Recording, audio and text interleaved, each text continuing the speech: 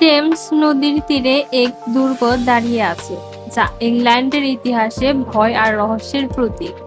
নাম তার tower of London. এক সময় রাজাদের প্রাসাদ, আবার কখনো ভয়ঙ্কর জেলখানা। টাওয়ার অফ লন্ডন নির্মাণ করা হয় 1066 সালের পর উইলিয়াম দ্য কনকারার কর্তৃক। এর মূল উদ্দেশ্য ছিল রাজ পরিবারকে রক্ষা করা এবং শক্তির প্রতীক হিসেবে ব্যবহার করা।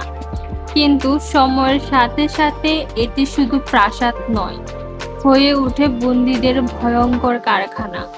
এখানে বন্দী ছিলেন বিখ্যাত রাজবধূ অ্যান বোরিলিন, যিনি মৃত্যুদণ্ড পান এই টাওয়ারের ভেতরেই। অবিশ্বাস্য হলেও সত্যি, একসময় টাওয়ার অফ লন্ডনে রাখা হতো বিদেশি প্রাণী, সিংহ, ভাল্লুক, এমনকি হাতি পর্যন্ত। এটিকে বলা হতো রাজকীয় চিড়িয়াখানা। আজ এখানে সবচেয়ে বড় আকর্ষণ হলো ক্রাউন জুয়েলার্স, রাজমুকুট এবং ব্রিটিশ রাজপরিবারের অমূল্য রত্ন ভাণ্ডার। কঠোর নিরাপত্তার মধ্যে এগুলো এখানে সংরক্ষিত।